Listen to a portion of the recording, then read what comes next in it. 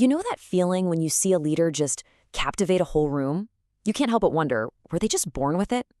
This thing we call charisma, it feels like magic. But what if it isn't? What if it's a skill? Today, we're going to dig into some amazing research that asked a really powerful question. Can charisma actually be taught?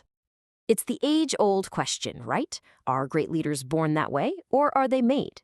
We love the idea of the natural leader, but more and more research is telling us that the skills of influence, well, they aren't just a gift. They can be learned.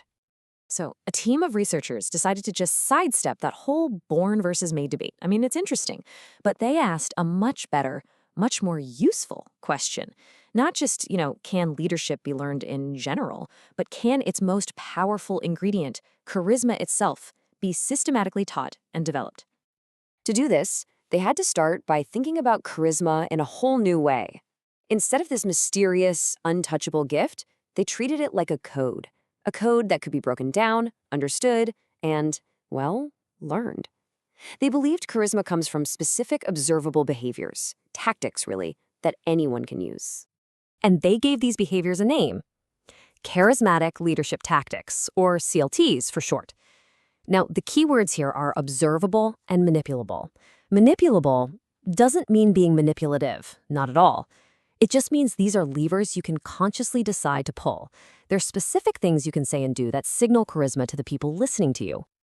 And this is where it gets really practical. The study zeroed in on a toolkit of 12 core tactics. 9 of them are verbal, 3 are nonverbal, and they're basically the building blocks of charismatic communication. The most important part? This is a core set of highly effective, totally learnable skills. All right, let's break this toolkit down, starting with those 9 verbal tactics. This is all about the content of what you're saying, the actual words you choose to use.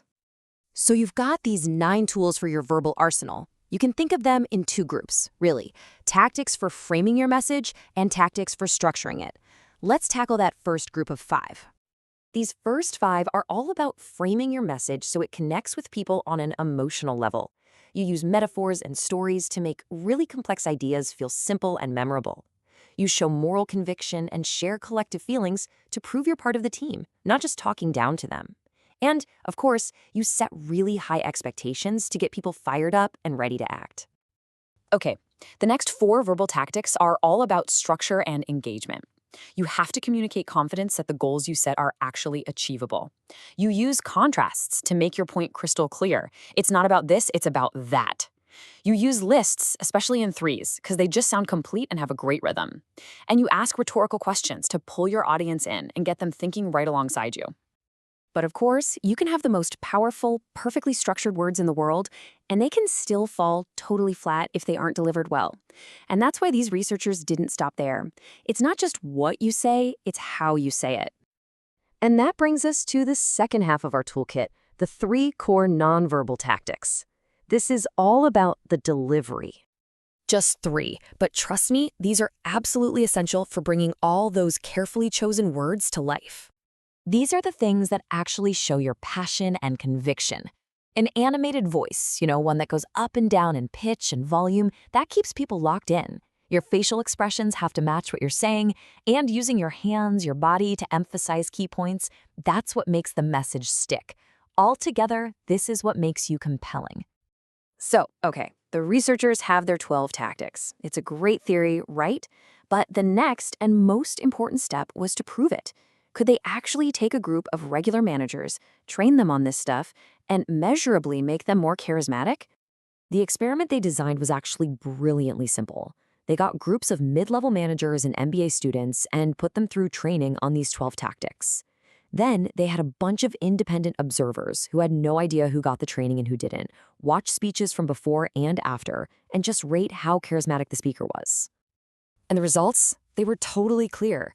I mean, this quote from the paper says it all. The training worked.